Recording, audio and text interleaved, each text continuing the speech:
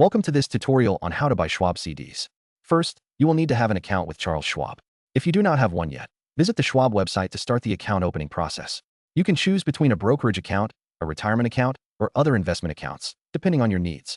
Once your account is set up and funded, you are ready to move on to purchasing CDs. Next, log into your Charles Schwab account.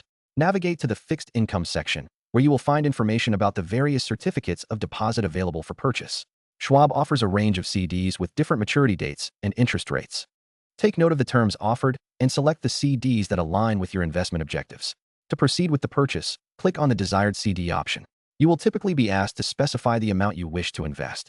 Schwab CDs often have minimum investment requirements, so be sure to meet those criteria. After entering the investment amount, review the terms and conditions before you finalize your purchase. Confirm your order to complete the transaction.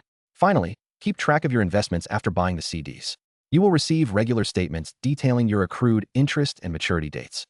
Remember, CDs are a great way to earn a fixed interest rate over a specific period, so enjoy the benefits of your investment with Schwab.